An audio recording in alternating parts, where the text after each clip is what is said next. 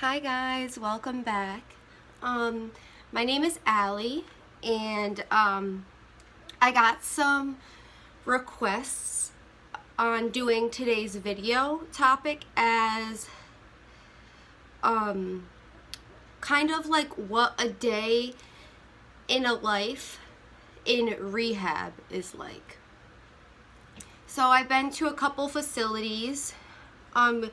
Typically it goes in order like this with substance abuse disorder. When you want to get help, your first step is to go into a detox program.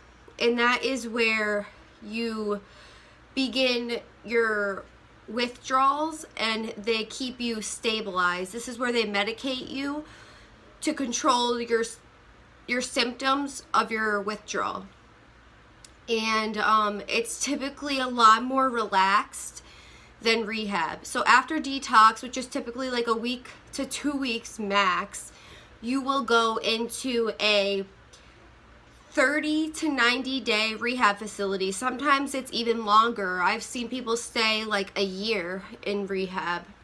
And then after that, typically you would go to a halfway house, which is a little less strict than rehab. So it goes detox, which is very laid back. You pretty much sleep all day. There's not many groups. There's not much to do but to sleep and eat and try to start feeling better. Rehab, they don't medicate you as much. And this is where they are teaching you how to get back to being a productive member of society, starting with little things. That is what rehab is typically for, and to keep you in a facility that is most of the time locked down, so you can't just leave and go get drugs. And it helps a lot with people with substance abuse disorder or addicts. They have an easier time not relapsing because it gives them a place to sleep and eat and a safe place to recover mentally and physically. And then a halfway house is typically what you go to after your rehab stay, which is usually a couple of months at least. Because I don't know if you guys knew, but it takes at least 90 days for your brain to start healing after an opiate addiction. Specifically opiates I'm talking about, but I'm not sure what it's like for other drugs. But after the rehab, you go to a halfway house. Halfway houses are much more lenient. You get to go out and find a job. You typically have to check in and check out. You can actually leave this facility on your own. You usually sign out and you can go to work, go to groups outside of the halfway house. Halfway house, you typically have a really small fee to pay. You're living with other people. You have to help clean and, you make your own meals. But it is still a structured facility. Like, you still have to attend all the groups there. You still have to make all of your meetings. You have to give clean drug tests. But yeah, halfway house is usually the last step before you are going back home. But today we're going to be talking about rehab, which is in the middle, after detox and before a halfway house. So rehab is typically very strict, like I said. So I'm going to walk you guys through what a day in a life in the rehab that I went to, which was around where I live. I went there for about 4 months before I ended up leaving. But so sorry guys, my cat is getting in everything. So typically they'll wake you up around 7 a.m. and you'll wake up. You have to make your bed and make sure your room is clean. And you have to be in the group room, which is like a general meeting area on your floor. You have to be in the group room by 7:30, room clean. You're all groomed, dressed, ready to go for the day. After that, we go, after everyone's in the group room, you typically go to breakfast. Oh, by the way, the rehab was all females. It's all females. And it was, the rehab I was in, there was about, I want to say like 12 girls or less at a time. But other rehabs are different. Every rehab is different. But, okay, so then you go to breakfast. They usually give you really full, satiating, kind of fatty meals, because during addiction, most people with during their addiction, they don't eat like they should, and this is to give you your proper nutrition. I gained a lot of weight in rehab, like 20 pounds or something. But yep, so after breakfast, typically you will have a group right after that. The groups consist of individual and group therapy. You guys will talk about a lot of things. What triggers your addiction, how you felt in addiction, working through things that led up to your addiction, like working through traumas in your childhood. You're pretty much working on your shadow side, everything that affected your addiction and affected your life up to that point. And the groups are centered around teaching you new coping mechanisms and ways to deal with life and its obstacles,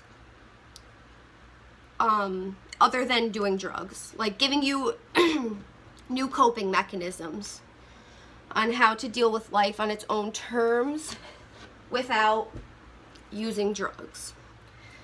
And so after breakfast, you go to that group, and then usually after that group, there'll be like an activity, which the activity is usually around like 11 a.m. or so. So group will last like an hour or so.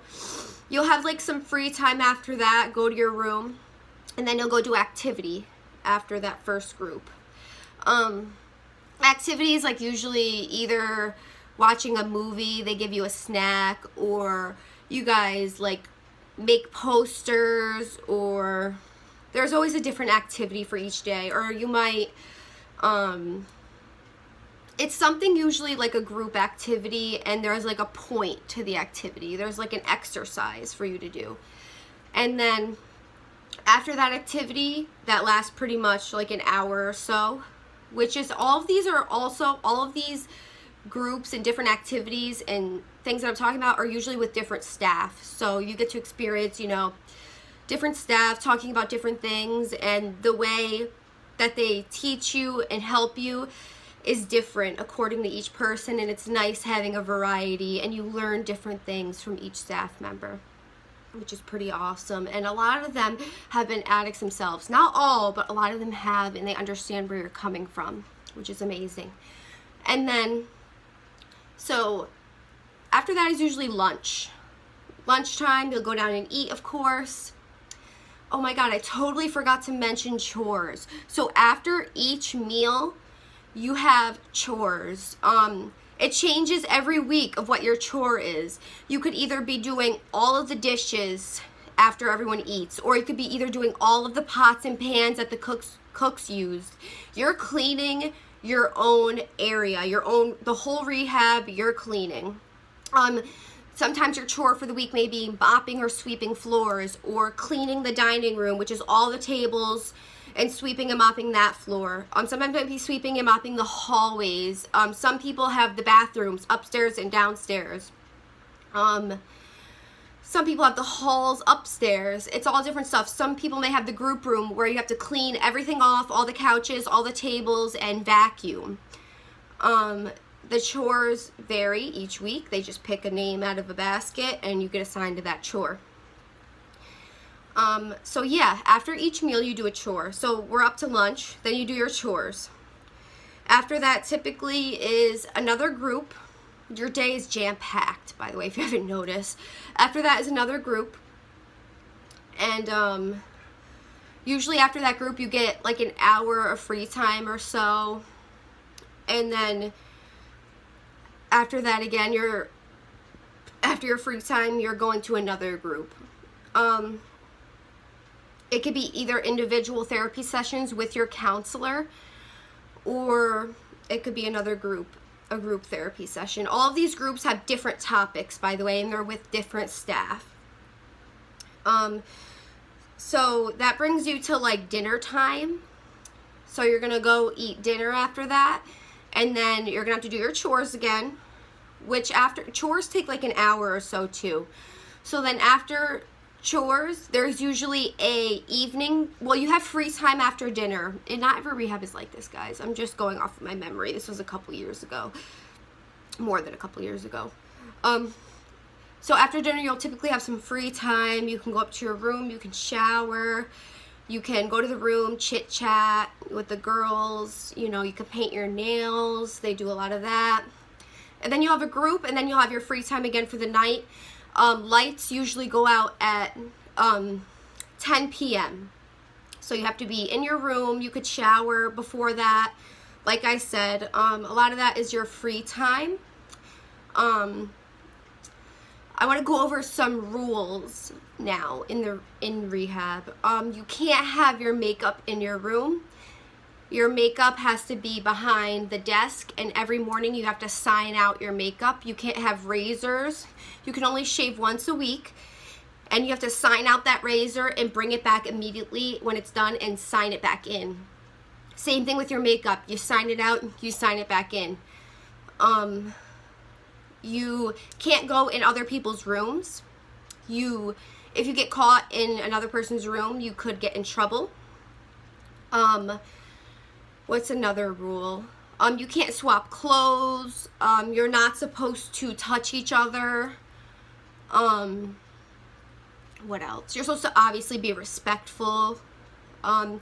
If you don't do your chores, if you don't follow the basic rules, you also get drug tested. And if you don't follow those rules, it affects whether or not you get passes out of the building. So typically you're working your way up to get a pass. So that can take a month or two, depending on if you're following the rules or not. If you're not following the rules, your level won't go up. There's level 1, level 2, and level 3. Level 1, you can't leave the facility at all. The only time you get to leave the facility is twice a week, when during your activity time they take you out of the building and they bring you to like a gym area, which is like a basketball court, a ping pong table. You can go on a treadmill. You can like play volleyball or basketball. That's twice a week for about an hour or two. And that's the only time you get to leave if you're on level 1. Level 2, that's when you start getting passes. And the only time you can get a pass is on Saturdays. And first you have to earn, it takes a month at least to get a 24-hour pass. So if you want to apply for your first 24-hour pass, you have to be following all the rules for at least a month or two, depending on if you're attending all of your groups, if you're doing all of your paperwork. If I also forgot to mention, guys, you do have school time. That happens in the morning. That happens in the morning after your first group. After your first group, and then it's between first group and activity, you have school time. So if you're in school, you have to do, all your school sends you schoolwork to the rehab, and you have to fill that out and do all of your schoolwork, whether that's on a computer or you're filling out packets. So if you're not, as long as you're doing your schoolwork, you know, doing your chores, attending groups, keeping your room clean, not fighting with the other girls, then you will get your 24-hour pass within a month, I'm sure. If you don't follow the rules, it takes longer. So that's level 2. You to apply for your 24-hour pass, you have to, there's pieces of paper that you go and get from the one of the managers, I would say, one of the higher ups. And you have to fill out for each hour of that 24 hours what you'll be doing. So say